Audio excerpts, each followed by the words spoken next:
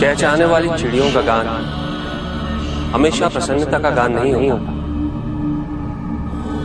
दुख, पीड़ा और मोह ये सब अलग नहीं, एक समान। तुम्हारा मोह ही तुम्हारा दुख और तुम्हारे मोह का त्याग तुम्हें पूर्ण रूप से सुखी कर सकता है।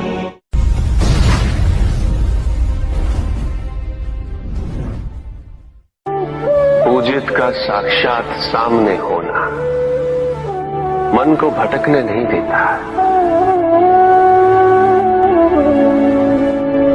किंतु जो सच्चे भक्त हैं भगवान तो उनके मन में, उनके हृदय में निवास करते हैं।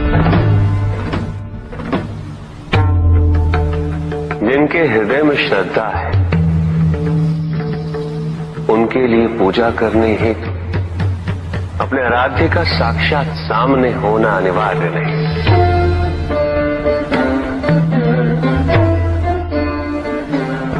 वो तो अपने मन के नेत्रों से प्रतिपल उनके दर्शन पा रहे हैं।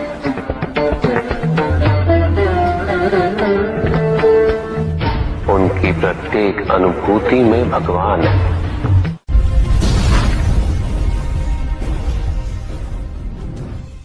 सत्य तो शाश्वत है,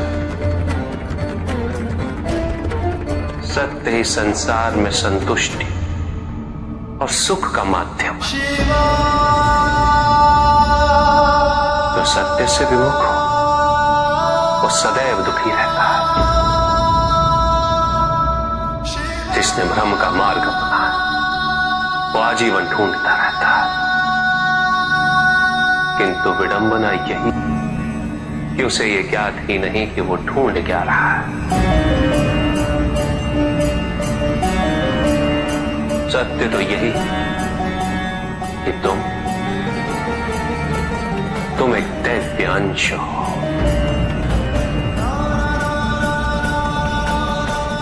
जन्मोपरांत तुम सबने अपने आप को केवल मनुष्य मान लिया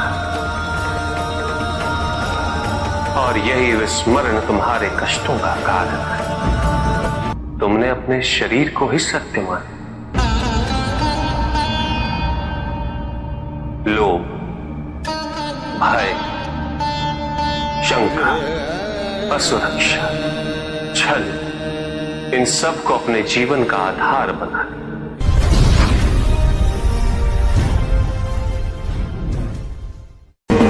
महाशिवरात्रि का व्रत विशेष फलों को प्रदान करने वाला है।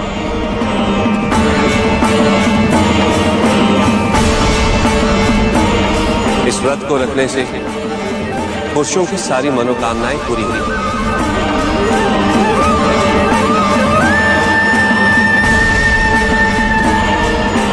सुहागन स्त्रियों का सुहाग हमेशा बना रहता है और तुम्हारी लड़कियों को मनचाहा वर मिलेगा।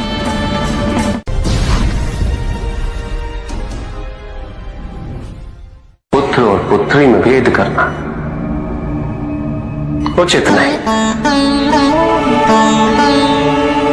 किंतु तब भी कुछ व्यक्ति ऐसी मूर्खता कर बैठते क्योंकि वो कन्या की महिमा से अपरिचित है,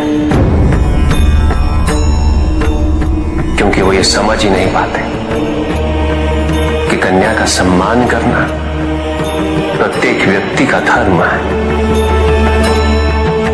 क्योंकि कन्या जीवनदायिनी है, वो जननी है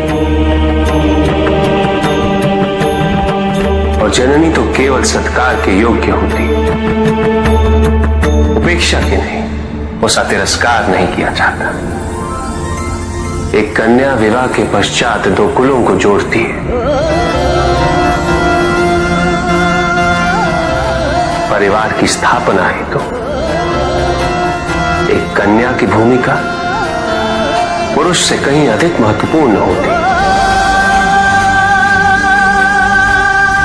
और जब परिवार से परिवार जुड़ते हैं तो समाज की स्थापना होती है।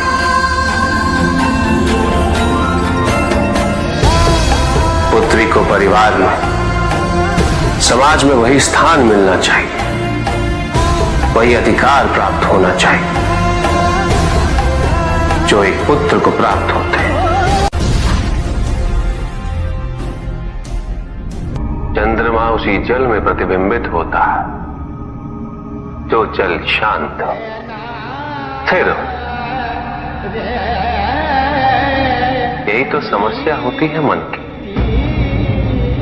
मन कभी भी शांत नहीं हो पाता है। जहां शांति नहीं वहां कुछ भी नहीं रुकता।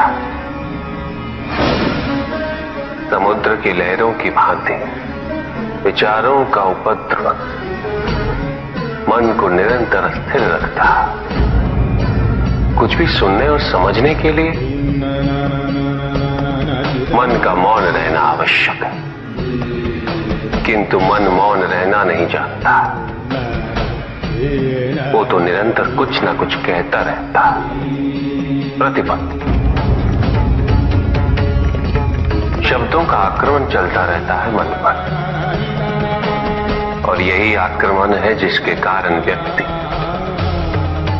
कभी भी शब्दों के परे नहीं जा पाता। जहां जीवन की सत्यता का बोध उसकी प्रतीक्षा कर रहा होता।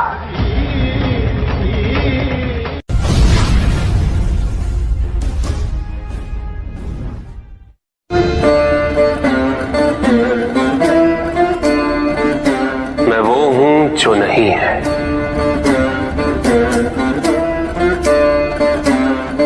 जो नहीं है वो मैं हूं।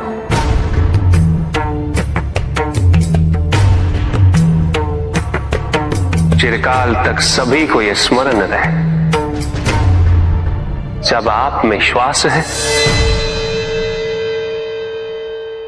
तो मैं आप में हूं।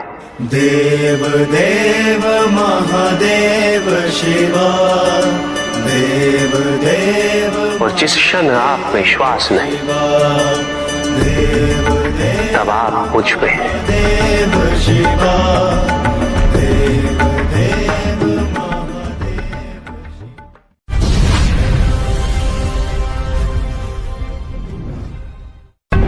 सत्य को जानने के लिए वन में जाना अनिवार्य नहीं है। अपने निजी, पारिवारिक और सामाजिक दायित्वों का परित्याग भी आवश्यक नहीं है।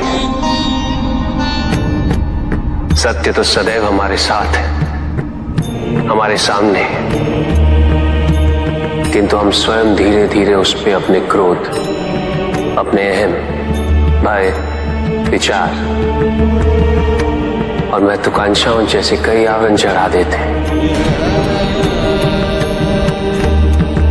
सत्य हमसे नहीं, हम स्वयं सत्य से दूर हो जाते हैं।